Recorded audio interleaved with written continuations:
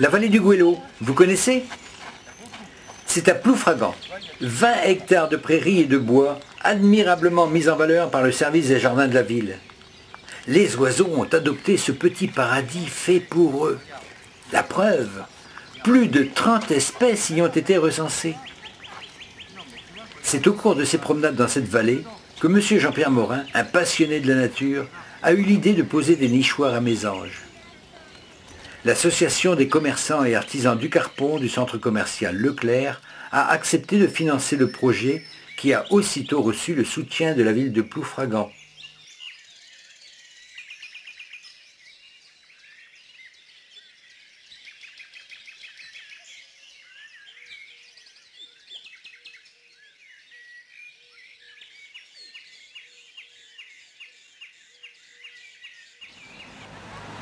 Tous les chemins mènent à Rome, dit le proverbe.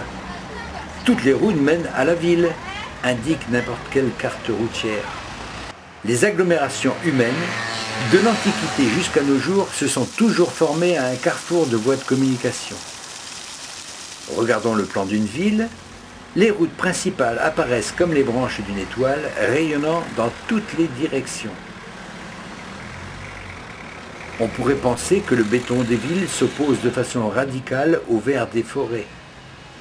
L'artificiel d'un côté, le naturel de l'autre. La frontière est nette. La ville est faite pour les hommes, contre nature.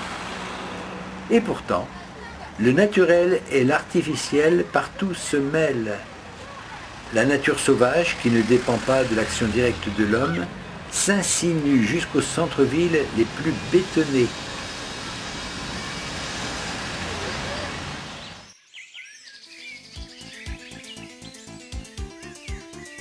La vallée du Goëlo, aménagée en 1990 par la ville de Ploufragan, s'étend du Fort Morel au Ville-Cadoré.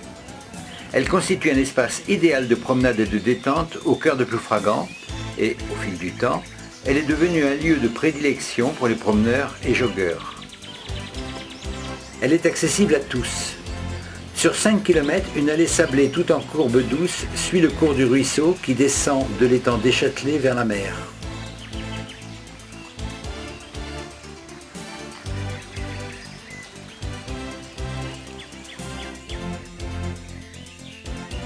La vallée possède 150 arbres de collection sur 3 hectares de surface boisée, 7 hectares de gazon et 6 hectares de prairies qui sont laissés volontairement en végétation naturelle.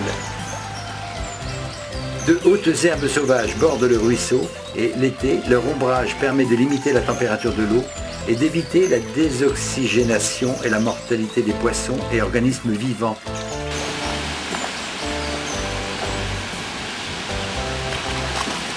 Imaginez le travail de toutes les équipes de la ville de Ploufragan qui entretiennent ces lieux pour notre bonheur.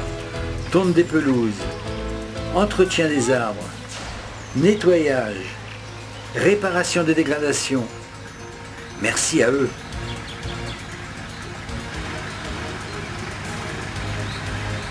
Pour limiter les effets de la pression humaine, la ville de Ploufragan a essayé d'établir une zone de tranquillité permettant aux oiseaux de trouver un refuge.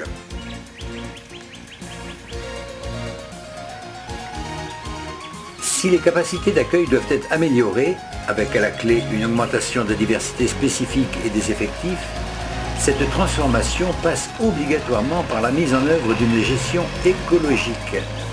Elle implique notamment la non-utilisation de pesticides et donc le recours à la lutte biologique, des fauchages espacés, la création de zones tampons inaccessibles au public et faisant l'objet du minimum d'intervention.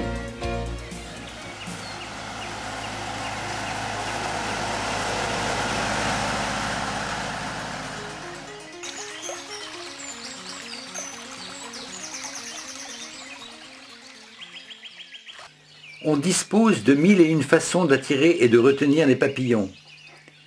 Les mauvaises herbes sont nuisibles et doivent être éliminées sans ménagement. C'est en tout cas ce qu'on nous a tous appris dès notre plus jeune âge. Quelle terrible erreur! Nombreuses sont celles qui sont à la fois belles et utiles pour les papillons et tant d'autres insectes.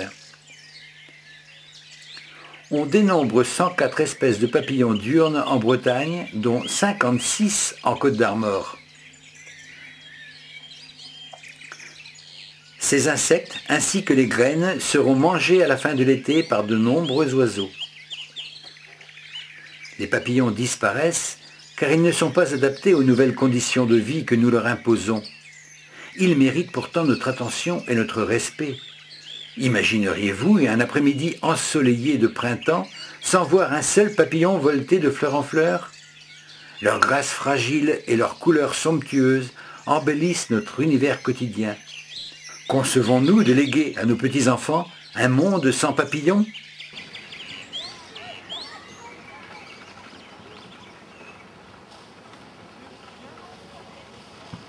Des aires de jeu pour les enfants et des jeux de boules ou de pétanque complètent cet équipement de loisirs.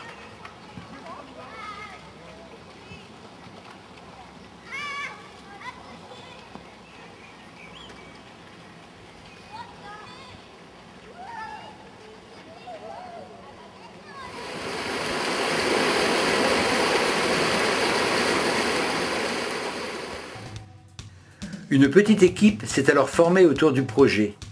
Il nous fallait trouver une personne qui puisse nous fabriquer rapidement des nichoirs avant que Monsieur Mésange ne commence à prospecter pour trouver un futur endroit où établir son nid. Nous sommes chez Jean-Claude Sautier, l'homme le plus passionné que je n'ai jamais rencontré. Profitant de sa retraite, cet ancien ingénieur est passé de la surveillance de gigantesques barrages au plaisir de découvrir les petits oiseaux. Il passe beaucoup de son temps à leur confectionner des nichoirs et des mangeoires originaux et de belle qualité. Il ne cesse d'apporter des modifications à ces nichoirs et mangeoires. Il les pare de belles couleurs, il les monte sur un long pied pour les mettre à l'abri des chats et autres prédateurs. Les mangeoires sont ouvertes sur les côtés ou possèdent un petit toit en plastique transparent, ce qui évite aux oiseaux d'être surpris. Ils sont très appréciés par leurs locataires. En une semaine, M. Sautier nous a fabriqué 12 nichoirs. Véritable œuvre d'art, travail parfait. Parions que ces logis 4 étoiles seront appréciés par nos compagnons. Qu'avec le deuxième, le troisième.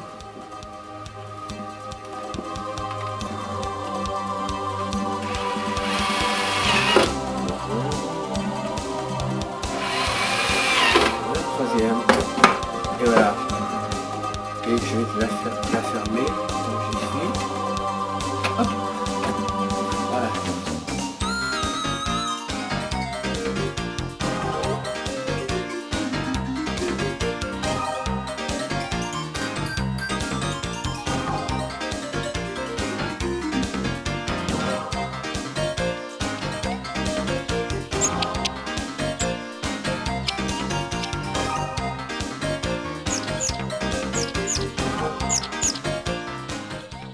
Mais le temps presse.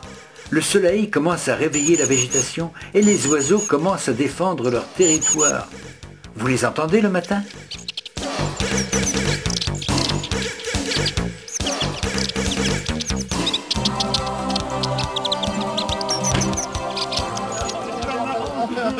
Ce samedi de février 2006, tout le monde est à l'heure.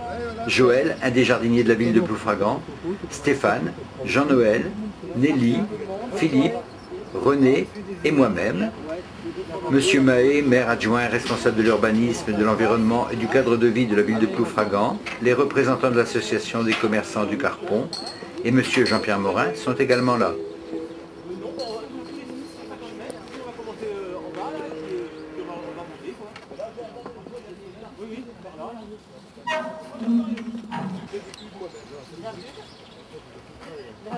Il nous faut placer ces nichoirs à une bonne hauteur, environ 4 mètres, et orienter vers l'est pour que l'entrée ne soit pas exposée au vent dominant ou à la pluie. Inutile de garnir le nid, laissez faire les petits acrobates. La femelle aménage celui-ci, tantôt seule, tantôt aidée du mâle, en le tapissant de menues racines, de tiges et de brindilles, puis d'un épais matelas de mousse, et enfin d'une couche douillette de poils, de crin ou de laine, éventuellement de plumes. De nombreux oiseaux, dont les mésanges, édifient leur nid dans une cavité. Ça peut être un arbre creux, un trou dans un édifice ou sous un toit, une boîte à lettres, une vieille pompe à eau.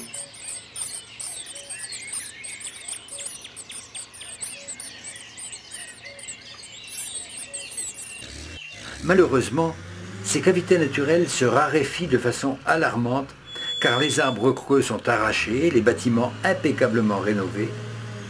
Même si le milieu offre des ressources alimentaires suffisantes, il ne présente alors plus les sites favorables à la nidification. Pour suppléer à cette disparition, disposer des nichoirs adaptés aux oiseaux cavernicoles est une solution facile et efficace. Des modèles prêts à poser existent, mais c'est très intéressant de les construire soi-même et d'y associer ses enfants et ses proches.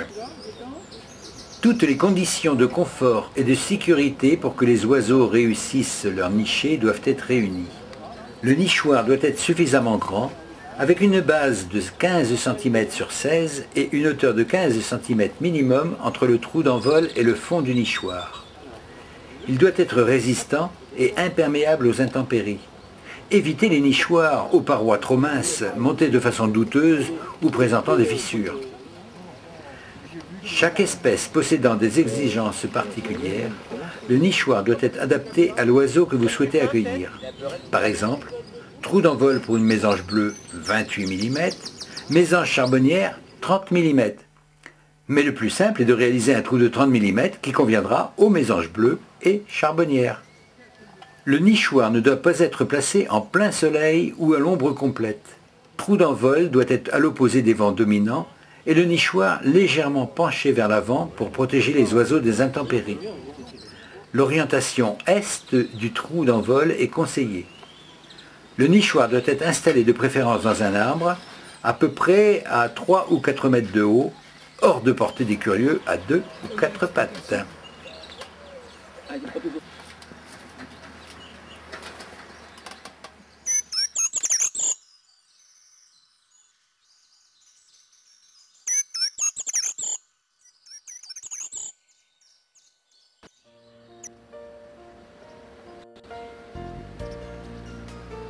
L'hiver s'est installé. Il neige sur la Bretagne en ce début d'année 2006. Ce n'est pas coutume. Les oiseaux doivent s'habituer aux rigueurs de la saison. À la mauvaise période de l'année, les oiseaux consacrent la quasi-totalité de la journée à rechercher de la nourriture, notamment pour résister au froid. Et ce n'est pas facile. Leurs besoins énergétiques pour maintenir leur température corporelle augmentent tandis que les ressources alimentaires diminuent, jusqu'à devenir rares ou non accessibles à cause de la neige ou du gel. De plus, les jours sont courts, ce qui leur laisse beaucoup moins de temps pour rechercher leur ration quotidienne.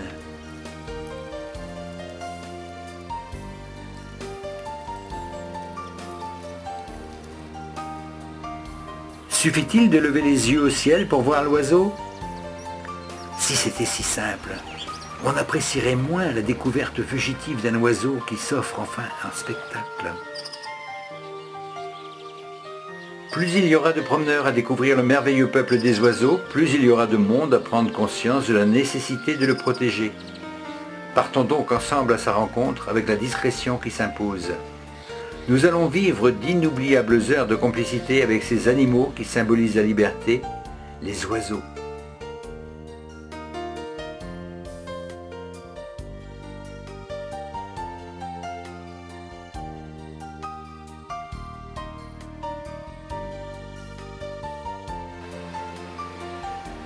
Observer les oiseaux dans les bois n'est pas toujours simple, surtout si l'on ne reconnaît pas les chants ou les cris des différentes espèces. Tout au plus pourra-t-on apercevoir quelques silhouettes furtives ou entamer une partie de cache-cache avec un pic récalcitrant. Pourtant, les oiseaux des bois ne sont pas inaccessibles et un peu de patience associée à quelques techniques simples permettent de merveilleuses rencontres. Ainsi, le naturaliste débutant aura intérêt à commencer sa recherche dans les forêts pendant l'hiver, quand l'absence de feuillage facilite l'observation.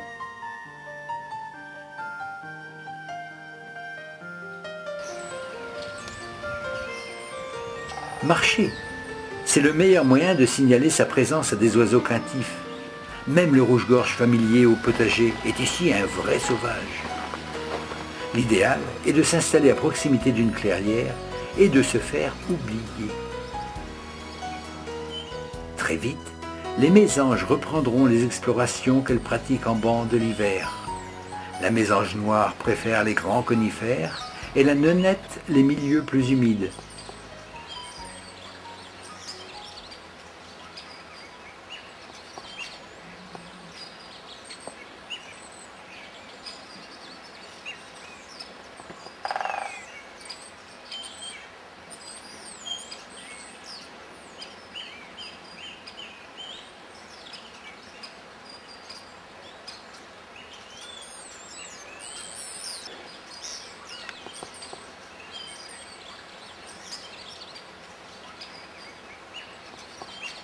Certaines ont déjà formé un couple et ont commencé à chercher un logement. Le mâle montre plusieurs sites à sa compagne, mais c'est elle qui a le dernier mot. Qu'elle choisisse un nichoir ou une cavité naturelle, la femelle fait sa propre expertise immobilière. Mais c'est encore un peu tôt pour s'attaquer au nid.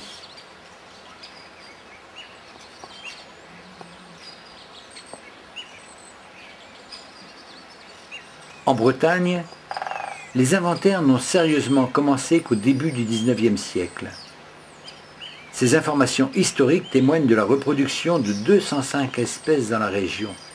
163 espèces peuvent être qualifiées de régulières et 10 sont éteintes. Environ 70 espèces fréquentent les milieux forestiers de Bretagne avec des degrés de spécialisation variables. La senteur mouchée est souvent surnommée fauvette traîne-buisson, ce qui en dit suffisamment sur son comportement.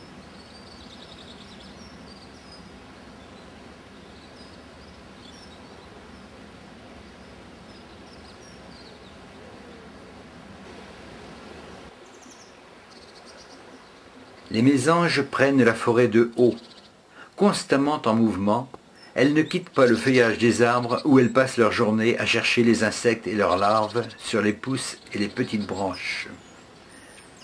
Jamais au repos, elles sont dans un grand état de fébrilité toute la journée, furetant sans cesse dans les frondaisons.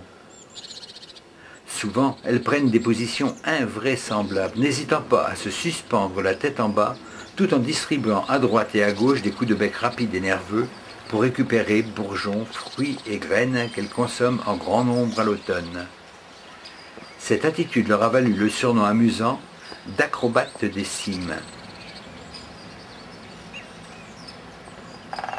Sur 262 espèces nicheuses en Europe, les bois et forêts en accueillent environ 200, surtout sur les lisières et dans les chemins.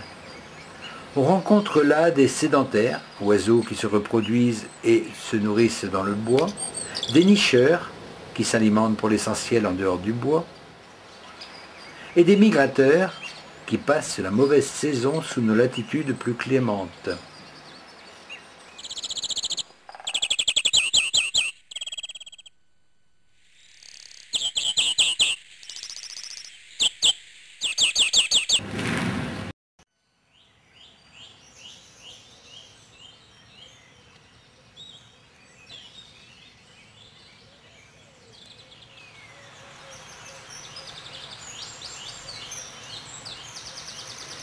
Et voilà le printemps. Le soleil matinal commence à réveiller la végétation. Pour inaugurer la saison de reproduction, qui peut durer plusieurs semaines, les oiseaux commencent par créer leur territoire. Celui-ci doit accueillir le nid et subvenir aux besoins alimentaires de toute la famille. La création de ces territoires s'avère d'autant plus indispensable lorsque les ressources sont limitées. Sa taille va donc dépendre de l'abondance et de la répartition de ses ressources. Dès la fin de l'hiver et jusqu'au cœur de l'été, les chants des oiseaux résonnent de tous côtés. Chacun y va de sa ritournelle, répétée inlassablement des milliers de fois par jour. Véritable musique avec des mélodies, des refrains, des variations ou simple répétition monotone de 2 ou 3 notes. Quelle importance! Seul compte le fait que chaque espèce ait son chant qui lui est propre, délivrant son message à tous les membres de sa famille.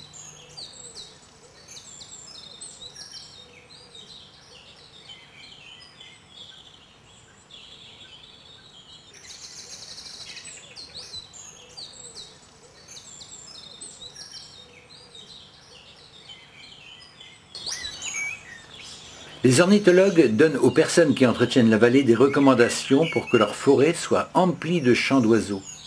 La liste est longue. Rechercher les mélanges feuillus résineux.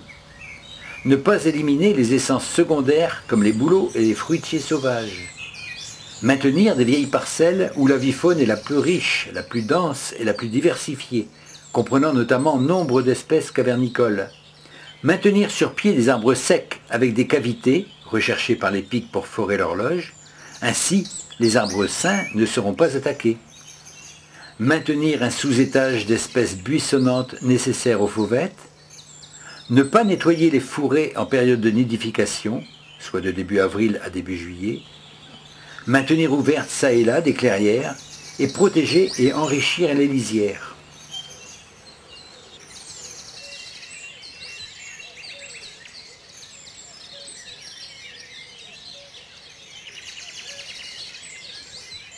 J'ai beaucoup arpenté cette vallée avec mon échelle et mon caméscope pendant plusieurs années et en toute saison.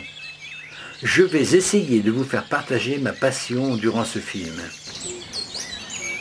En toute saison, les oiseaux en grand nombre viennent trouver refuge dans ce cadre enchanteur. Ce décor forestier est leur royaume.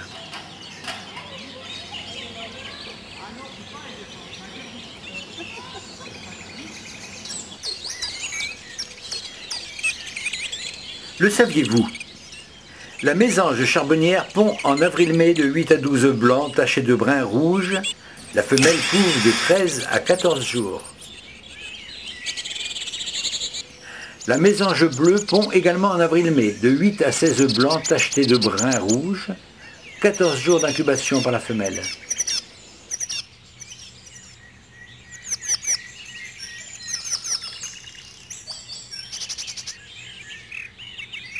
La grive musicienne pond de mars à juillet de 3 à 6 œufs bleu pâle ponctués de noir. Incubation pendant 13 ou 14 jours par la femelle seule.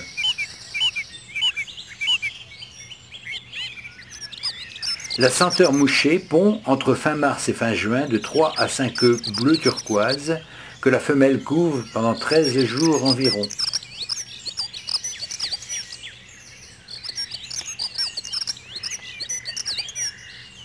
Le rouge-gorge familier pond en avril 5 ou 6 œufs blanchâtres, généralement tachés de brun, couvés par la femelle seule pendant 13 à 14 jours.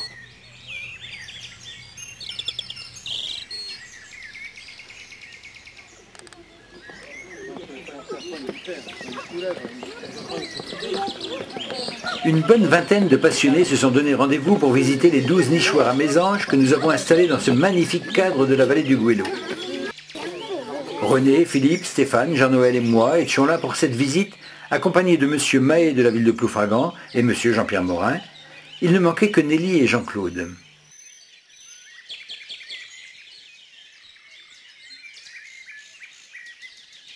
Le résultat est tout à fait exceptionnel. 3 mois après la pose des nichoirs, on peut presque parler de 100% de réussite.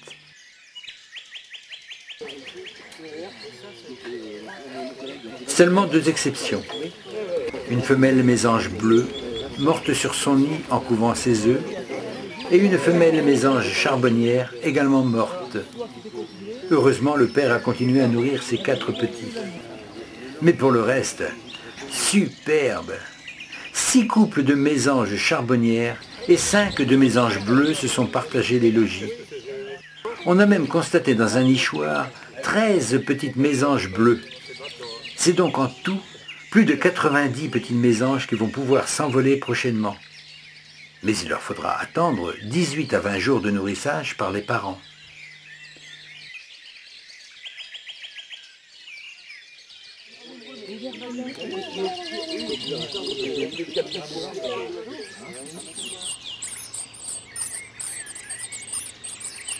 Faut éviter de n'importe trop quoi.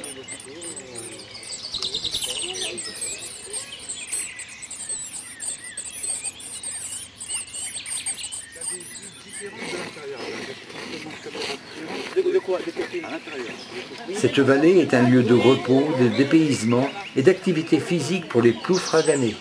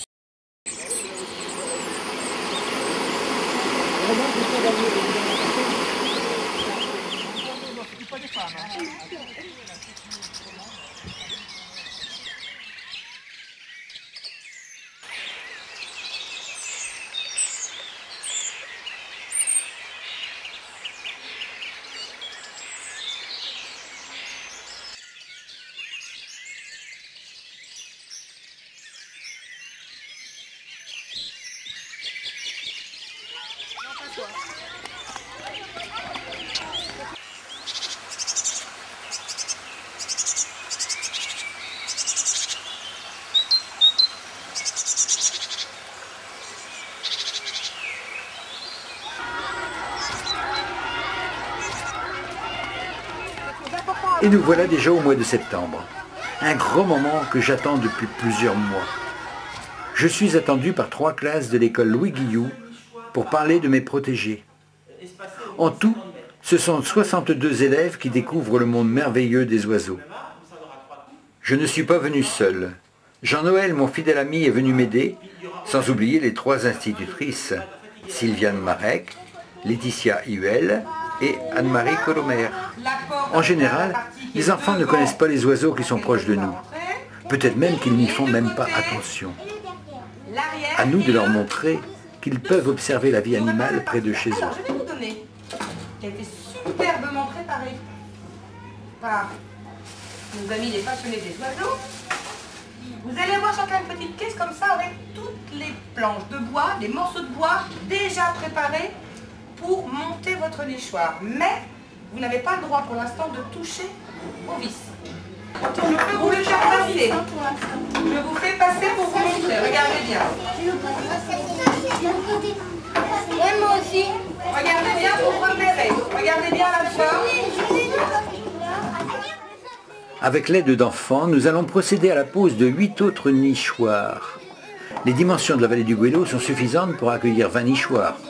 Ceux-ci doivent être espacés d'au moins 40 mètres et il faut trouver les arbres adéquats. Après quelques explications théoriques, voici les travaux pratiques.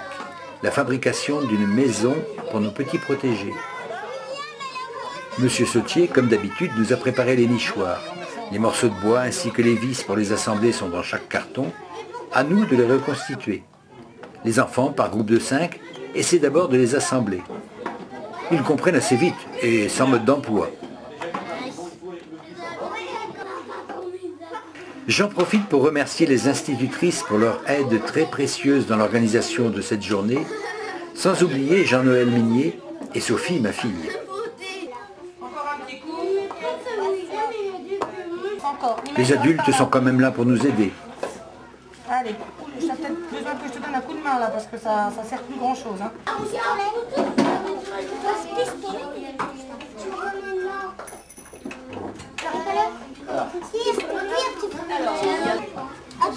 C'est pour ça que c'est embêtant avec un tournevis.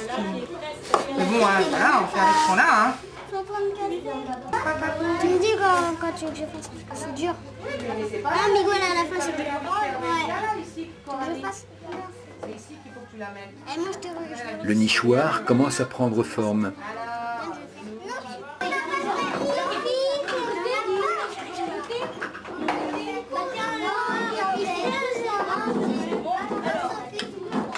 Oui, bah ouais. Là, on entend un peu bien.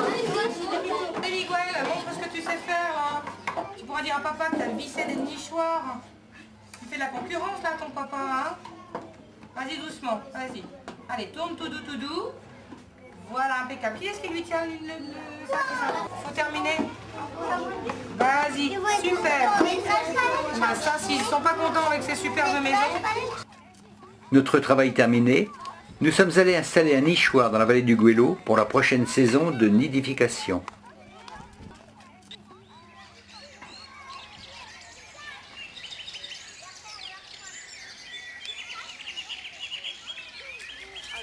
Alors c'est bien et moi je trouve que ce qui est pas mal c'est que ça a été peint un peu en vert donc c'est la couleur en tout cas, ça se camoufle bien, ça se marie bien avec la couleur des arbres, hein, de la nature effectivement.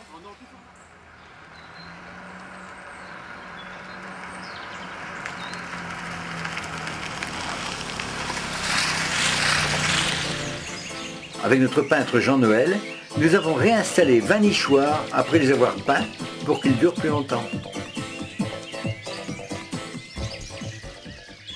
L'équilibre entre l'homme et la nature, et plus particulièrement les oiseaux, risque d'être perturbé d'une manière catastrophique dans un proche avenir, comme le laisse supposer dès maintenant l'évolution des habitats. Notre action sur l'environnement est beaucoup plus profonde qu'au cours des siècles antérieurs, du fait de l'expansion démographique, du perfectionnement considérable des moyens techniques mis à notre disposition et des besoins accrus de chacun. Nous vivons très certainement à un tournant de notre histoire et ce changement se reflète dans l'évolution de nos rapports avec le milieu. Nous croyons pouvoir nous affranchir de toutes les lois naturelles qui jusqu'à présent régissaient ces relations. Il s'ensuit une série de désastres dus à des ruptures d'équilibre provoquées par nos erreurs écologiques. Ceux-ci sont particulièrement flagrants dans le cas des oiseaux. Ah ouais, c'est rudimentaire, presque rien. Il y en a ici. Ah ouais, il y en a partout. Il y a des mecs qui n'ont pas le droit de chasser ici. Ils viennent quand même. Ah ouais, mais oui, il y a ça. Vers l'est, pour éviter que la flotte ne rentre dedans. Quoi. Ah bon? Oui. C'est parce que... Il pleut moins vers... Ben oui, l'est, la flotte vient principalement de l'ouest. Ah oui, oui, vous avez raison. Voilà, alors c'est parce qu'autrement, mais si on oriente à l'ouest, ils vont rentrer dedans aussi, mais la flotte risque de rentrer dedans. Ah, d'accord. C'est uniquement pour ça. C'est aujourd'hui l'inauguration de la vallée du Gouello en refuge LPO, Ligue pour la protection des oiseaux. Ce fut pour moi un grand bonheur de recevoir M. Gilles Benz, responsable de la station LPO de Lincande, et également M. Rémi Moulin, maire de Ploufragan, et ses conseillers, M. Jean-Pierre Morin et tous les passionnés d'oiseaux qui m'ont aidé, sans oublier les agents municipaux qui font un travail remarquable. Cette vallée abrite le premier refuge LPO communal des Côtes-d'Armor. La LPO comptait 750 refuges en 1976. Elle en recense aujourd'hui plus de 11 000. Les refuges peuvent être un simple balcon ou une propriété de plusieurs hectares, voire même une commune entière. Cette progression importante est déjà une petite victoire pour la vie sauvage qui nous entoure. Grâce à l'investissement de chacun d'entre vous, la LPO peut prétendre préserver la nature de proximité à travers les 26 700 hectares déclarés refuge LPO Jardin d'oiseaux. Mieux encore, le réseau participe maintenant concrètement à la connaissance de la biodiversité en France par le biais d'enquêtes patrimoniales. Dans les Côtes-d'Armor, on compte plus de 300 refuges où les oiseaux et la faune en général peuvent trouver gîte et couvert en toute tranquillité. Allez, qui va le dire? Qu'est-ce que c'est? Panneau. C'est quel panneau? LPO. Alors ça y est, hein, c'est 3 lettres.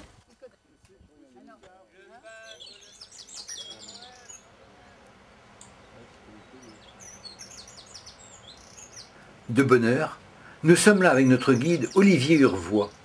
Il nous explique la vie animale et essaie de nous initier au chant des oiseaux. Exercice difficile. Qu'on se le dise, l'ornithologie de terrain n'est pas une activité indiquée pour les lève-tard ni pour les couche-tôt. La plupart des bonnes observations ont surtout lieu très tôt le matin et secondairement dans la soirée. Ça s'explique très simplement par le rythme journalier de la majorité des oiseaux. Après une nuit consacrée au repos, la faim se fait sentir et les oiseaux se hâtent de vaquer au ravitaillement, que ce soit pour eux-mêmes ou, en période de nidification, pour leurs nichés affamés. Au printemps, c'est aussi le matin qu'il faut réaffirmer ses droits de propriétaire sur le territoire en s'égosillant, parfois même avant le lever du soleil. Il faut aussi profiter des dernières heures de jour pour se nourrir ou pour revendiquer ses droits territoriaux. Il faut ajouter que, du point de vue de l'ornitho, le matin est préférable à tout autre moment, non seulement pour les raisons évoquées avant, mais aussi parce que c'est le moment de la journée où les oiseaux n'ont pas encore été dérangés par les véhicules, les promeneurs, les chiens. Et enfin, parce que c'est là que l'on risque le moins d'être soi-même dérangé dans ses observations. Si l'on est courageux, le mieux est d'être sur le terrain de bonne heure avant le lever du soleil. En été surtout, de nombreuses espèces s'activent déjà à l'aube. On peut dire qu'après 9 heures en été et 11 heures ou midi en hiver, les chances d'effectuer des observations intéressantes sont moins élevées. Le soir, en hiver, c'est dans les 2 heures et en été dans les 4 heures précédant le coucher de soleil qu'on a des chances de réaliser de bonnes observations. Un observateur attentif ne tarde pas à repérer les habitudes, les préférences des oiseaux. Certains, par exemple, restent toujours ou presque dans les arbres. D'autres, au contraire, se tiennent surtout au sol. D'autres encore aiment prospecter les buissons et les haies. Certaines espèces prennent soin de se dissimuler le plus possible, alors que d'autres recherchent les perchoirs dégagés, d'où elles voient et sont vues. En approfondissant les observations, on constate que les oiseaux aiment davantage telle essence que telle autre. Certains préfèrent les conifères, d'autres les feuillus.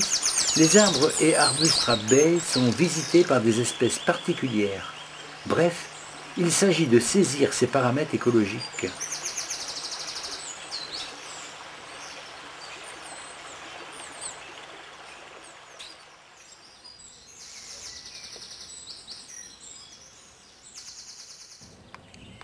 La présence de la citelle torche-peau est elle aussi indissociable de celle de grands et vieux arbres, notamment les chênes, les châtaigniers ou les érables. Vivant originellement dans les futaies claires, elle a trouvé dans les banlieues des villes et les grands parcs urbains un milieu de substitution très acceptable. Son nom lui vient de son habitude de maçonner avec de la terre l'ouverture des loges de pic qu'elle occupe pour nidifier, afin d'en restreindre le diamètre et de mieux en protéger l'accès. Vous vous apercevrez souvent de sa présence par son cri ou par son manège sur un tronc. Elle l'arpente avec grâce, montant ou descendant tête en bas, explorant les fentes pour en déloger les insectes et autres petits invertébrés dont elle se nourrit. En hiver, elle apprécie les faînes et les noisettes, riches en huile. Afin de les déguster, elle coince ses fruits dans une fente de l'écorce et les martèle avec son bec, tête en bas.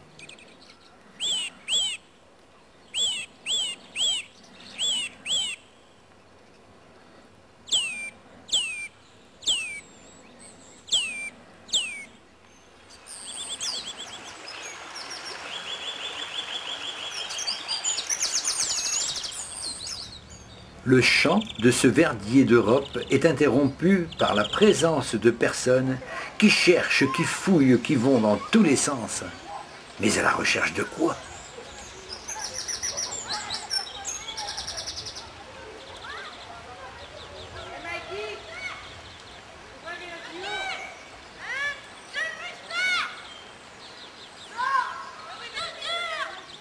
Eh bien oui, nous sommes à Pâques.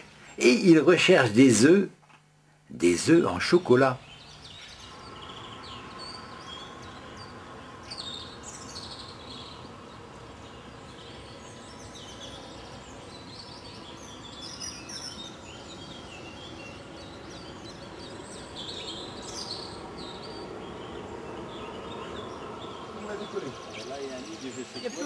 Un dimanche de mai.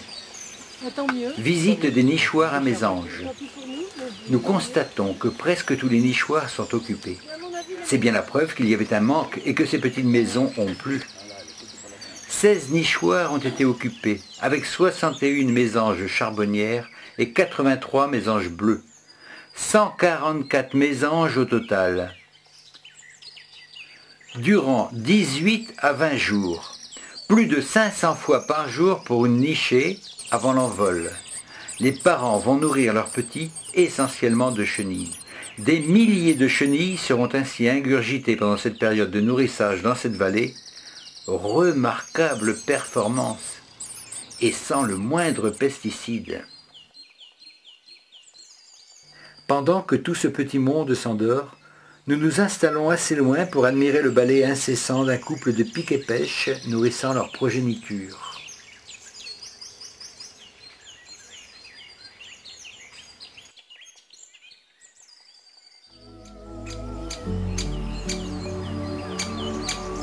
Ils nichent dans des cavités creusées par les deux adultes en mars et avril. Ils utilisent un nouveau nid chaque année et ont besoin d'1 à 2 semaines pour creuser le trou, suivant la dureté du bois. La chambre du nid fait environ 30 cm de profondeur et est tapissée de copeaux de bois. L'entrée est de forme ovale et se situe à environ 4 mètres au-dessus du sol. La femelle dépose 4 à 7 œufs blancs entre la mi-mai et début juin. L'incubation dure environ 16 jours, assurée par la femelle dans la journée et par le mâle la nuit. Les poussins sont nidicoles et nourris par les deux parents. Ils quittent le nid à l'âge de 18 à 21 jours. Ils obtiennent leur maturité sexuelle à 1 an. Les adultes gardent le nid propre en enlevant les fientes des jeunes. Les jeunes sont très bruyants. Les adultes restent à proximité du nid tant que les petits sont dans la cavité. Cette espèce ne produit qu'une seule couvée par an.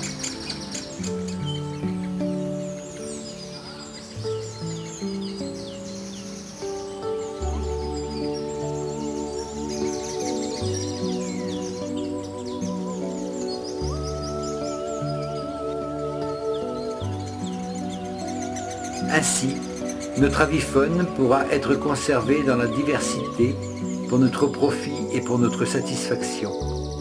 Il nous appartient de choisir la meilleure voie. Tout peut encore être sauvé, mais il convient de ne pas perdre de temps. Le sort de la vie sauvage se décidera dans la prochaine décennie. Puissent les oiseaux continuer à prospérer dans notre pays comme élément essentiel et symbole d'un monde vivant qui fait intégralement partie du patrimoine de l'humanité.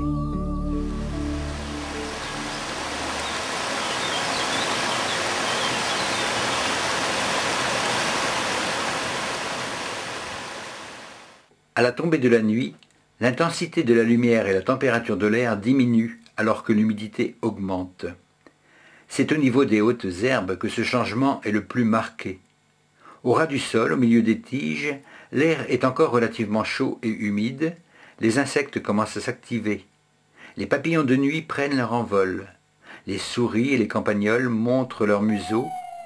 Puis tout à coup, une chouette hulotte surgit, volant, dans un grand battement d'ailes totalement silencieux. Elle ne m'a pas vu et je reste immobile, caché derrière les feuillages. Elle me jette de temps en temps le regard de ses grands yeux noirs. Je ne suis pas plus intéressant pour elle que les arbres.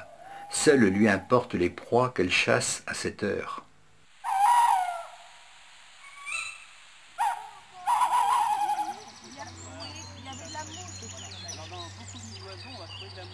Nous allons avec 2 classes de Louis Guillou dans la vallée du Gouello toute proche, pour parler d'oiseaux bien sûr. Les petites mésanges sont encore au nid, et c'est le moment d'aller constater sur le terrain que ces boîtes en bois percées d'un trou sont bien utiles pour la nidification. Les questions ne manquent pas. Olivier Urvois, notre spécialiste, nous a rejoints. Et si bien que dans le noir, quand elle arrive dans son nid, elle voit où se trouvent ses œufs, ça lui évite de faire une belle omelette. Voilà, tout simplement. Hein, donc c'est une adaptation de sa vie cavernicole, le fait qu'elle niche dans les couloirs. Donc au bout de 15 jours, la mésange bleue, les petits vont commencer à naître. Et ils naissent tous en même temps, quasiment tous en même temps, parce qu'elle a attendu, donc pendant 10 jours, je vous ai dit, elle en pondait un par jour, mais elle ne les couvait pas, elle les gardait, je dirais, au frais. Et au bout de 10 jours, quand elle décide d'arrêter 10 bébés, c'est suffisant, elle se met à couver pendant 15 jours. Et là, comme ça, ils vont tous naître en même temps. C'est très important parce que si elle en faisait un par jour, ils auraient un décalage entre le premier et le dernier de 10 jours, et les derniers ne pourraient jamais survivre. Ils seraient trop en retard. Ils seraient écrabouillés par les autres. Alors au bout de 15 jours, donc ils naissent tous, et là, les 2 parents, ils ont beaucoup de travail, parce que c'est toutes les 2 minutes, ils apportent des chenilles avec des trous, et pour faire donc leur nid à l'intérieur. Le problème, c'est à l'heure actuelle, dès qu'il y a un arbre qui est mort avec des trous, on a tendance à les abattre, à les enlever, parce qu'on décide que c'est pas beau, ou que l'arbre est dangereux. Donc au fur et à mesure que l'homme également a agrandi ces villes, on empiète, on mange sur la campagne. Et on détruit un certain nombre de choses, et notamment des arbres creux, qu'on considère vieux et donc malades, et on les enlève. Le problème, c'est que ces arbres ne peuvent plus abriter des mésanges. Et donc, des gens comme Yann, ou comme vous faites des fois dans vos ateliers, en fabriquant des nichoirs, on essaye de remplacer des arbres qu'on aurait enlevés par... Oh putain, les dinosaures, c'est un siècle. Il y aura plein d'insectes qui vont manger les feuilles. Et s'il n'y a plus de feuilles, l'arbre va mourir. Et s'il n'y a plus d'arbres, hein? Il n'y a plus d'oiseaux. Et ouais, bah nous aussi, on serait quand même bien mal en point hein, s'il n'y a plus d'arbres. Hein. Résultat des courses, il vaut quand même mieux qu'il y ait pas mal de mésanges. Il nous emmène quelques appos. Pas facile de reconnaître le chant des oiseaux. Voilà, donc ça s'appelle un appôt. Appelé un appôt. Donc, on appelle ça Alors attends, moi je vais demander on appelle de se mettre devant l'intérieur parce que ça voilà, je vais vous montrer comment l'utiliser. Alors, Vraiment le on bon s'en angle sert pour écouter. effectivement, c'est pour Allez. essayer de parler avec les oiseaux. Bon, ça marche pas toujours. Hein, je vais le faire, voilà. Donc là, ici, je vous en ai amené un, vous allez essayer de trouver ce que c'est. Bon, celui-ci est plus difficile, celui-là, vous allez le reconnaître tout de suite. Hein. Bon, je vais m'exercer parce que...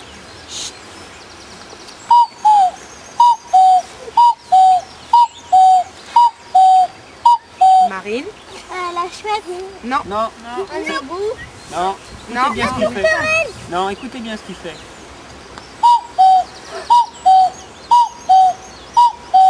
Camboté. Non. Écoutez bien ce qu'il fait Langue comme de bruit. noix. Attends, vas-y Vous Mathis. l'avez reconnu ou pas là? Vous avez vu qu'il fait quand même. Non, pas le pigeon non plus. Pas le pigeon, pas l'hirondelle. À toi. La pie. Non, à vous toi. allez dire tout, hein. Non, pas le gorge écoute, bleu, il pas est le connu, garde. il est Non. connu. Merle noir. Attends, toi, je sais que tu dois savoir la réponse. On attend un peu. Écoutez bien ce qu'il dit.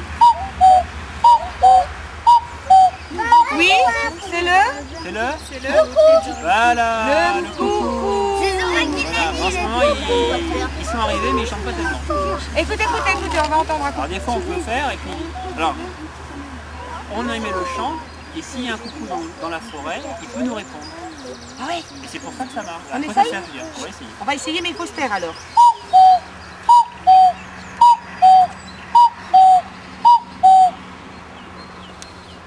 Tu peux essayer. Et l'autre, tu peux faire l'autre. Il n'y en a pas trop là en ce moment. Si, il y en a, mais c'est la saison, mais il n'y en a pas trop. Bon, celui-là, alors celui-là est particulier, il n'est pas très moins mélodieux, mais c'est un cri, c'est pas un cri.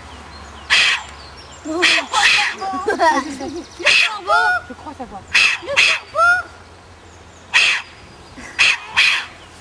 L'aigle. Pas forcément. C'est l'aigle. Non. L'aigle.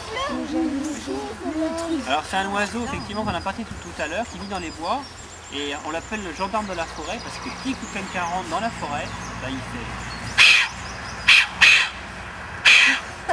Bien qu'il alarme, il signale, attention, il y a quelqu'un dans la forêt qui rentre. Et les autres oiseaux qui sont autour, ils entendent le jet crier, et grâce à lui, ils savent que quelqu'un est rentré dans la forêt, un prédateur, un homme, un chasseur, un chien, un chat. Et à ce moment-là, ils commencent, tous les petits oiseaux se méfient et se taisent et attendent de voir ce qui se passe. On va le refaire.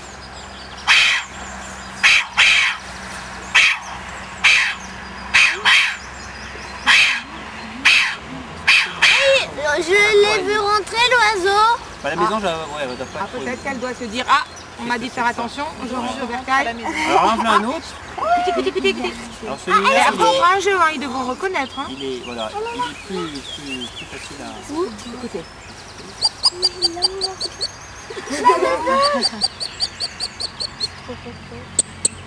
Est-ce qu'il y en a dans Oui, il y en a. Ici, il y en a beaucoup. Alors là, c'est plutôt son cri. Hein. Attends, ça je le reconnais. C'est pas son chant, parce que son chant, il ne faut pas l'imiter. Elle chante très très bien. Quand elle se promène, elle fait... Et quand elle n'est pas contente, ça veut dire... je suis un peu inquiet.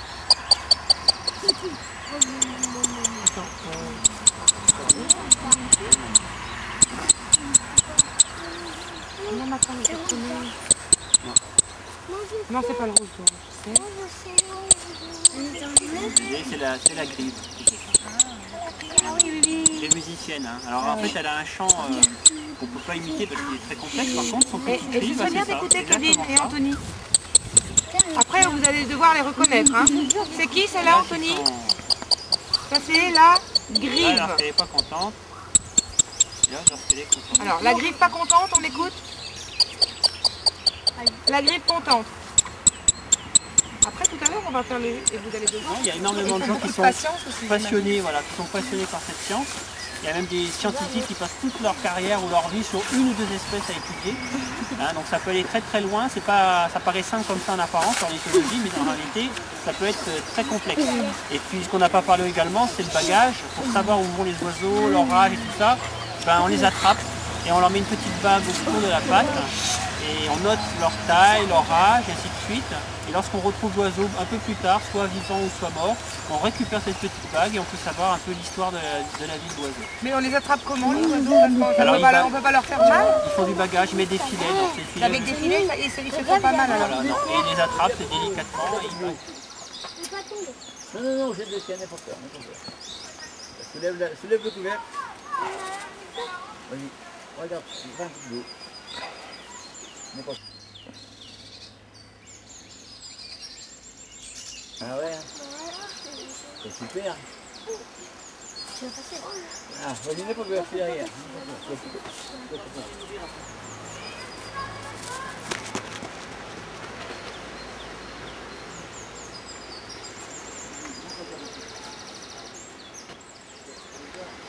Dans le petit bois de l'an 2000 sont plantés 106 arbres choisis avec affection pour leur force légendaire. Charme,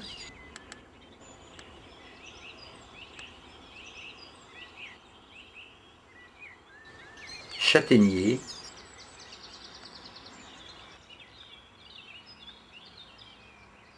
hêtre,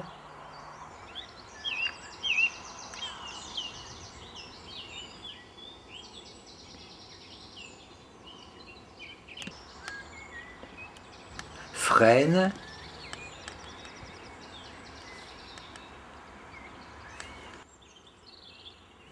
chêne,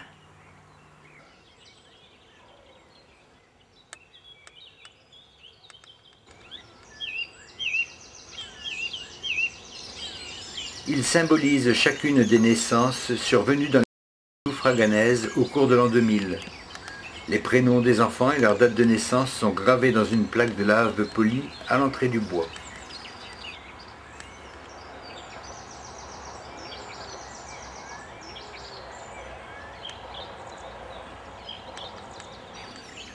En 2000, des élèves du lycée Fraissinet ont créé un arboretum dans cet espace.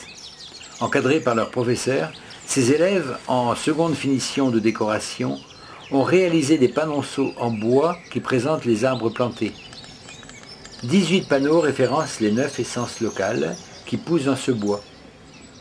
En cheminant, vous apprendrez leurs noms latins, leur taille et leur longévité. Allez faire un tour dans le petit bois de l'an 2000 et vous verrez qu'il s'embellit saison après saison.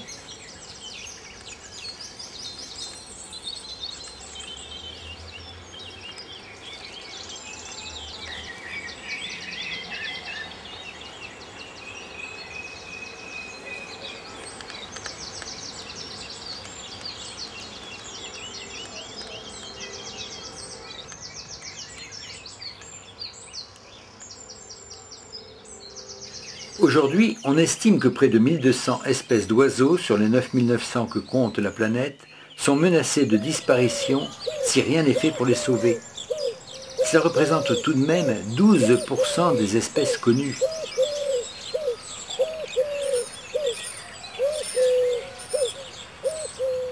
En France même, plus d'une centaine d'espèces sont menacées. Même des espèces communes voient leurs effectifs tomber en chute libre, telles les hirondelles de fenêtre qui trouvent de moins en moins de bâtiments où accrocher leur nid. Autrefois, on parlait de plantes, de mammifères, d'oiseaux et de milieux naturels. Aujourd'hui, on dit biodiversité. Cette expression synthétique ne change rien à l'affaire. La biodiversité subit une agression inacceptable. Les espaces sauvages se réduisent comme peau de chagrin, les espèces sensibles se fragilisent et même les oiseaux dits communs voient leur population s'effondrer. C'est si vrai que l'Union européenne, et donc la France, s'est engagée à stopper la perte de la biodiversité d'ici 2010. Voilà un projet louable, mais manquant singulièrement d'ambition. Certes, il faut cesser de détruire, mais il faut surtout renaturer.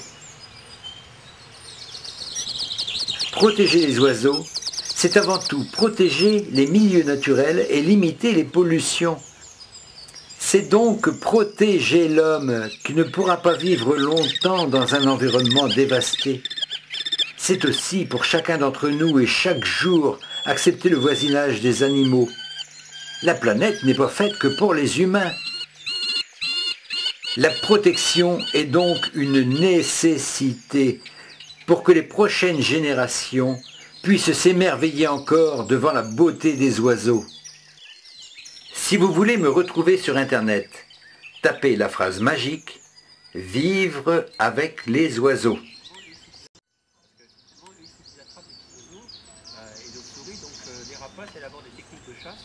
Terre sans l'espèce humaine, ce serait le paradis, c'est le paradis. Non mais dans la description biblique, les animaux partout, la nature propre et machin, c'est la Terre sans l'espèce humaine. Et c'est vrai qu'on est effectivement des super prédateurs. Bon, c'est notre intelligence, ça après, on va pas philosopher, mais on nous a donné l'intelligence, on peut faire le bien comme on peut faire le mal. On est capable des deux. C'est un problème. Mais c'est vrai que le paradis n'est pas dans le ciel, hein, n'est pas là-haut, le paradis est sur Terre. Quand vous voyez la beauté de la Terre, on a un bijou dans l'univers, c'est un bijou. Et on vit également notre enfer sur Terre. Oui. On sera mieux là-haut, vous voyez. On est les... Le paradis d'ici. Ah ouais, il faut mieux le vivre ici que là-bas, parce que je commence à me méfier. Près de toi, le coucou parle au fond des bois. Dans la verdure du jardin, le pivert pique sur les pins. Les hirondelles font leur nid pour donner le jour aux petits. 100 000 oiseaux autour du monde ont pris leur vol pour une ronde. Ronde d'amour et liberté. Pas de frontières pour l'amitié. 100 000 oiseaux comme dans un rêve. C'est comme un espoir qui se lève. Bruissement d'ailes à l'infini, qui nous fait dire c'est beau la vie. Le rouge-gorge gonfle ses plumes, le hibou chante sous la lune. Les aigles d'or tournent en rond dans le soleil vers l'horizon. Moineaux des champs, pigeons des villes, vivre longtemps n'est pas facile. Et si l'on veut vous écouter, il nous faudra vous protéger. 100 000 oiseaux autour du monde ont pris leur vol pour une ronde. Ronde d'amour et liberté. Pas de frontières pour l'amitié. 100 000 oiseaux dans les nuages, toutes couleurs et tout plumage.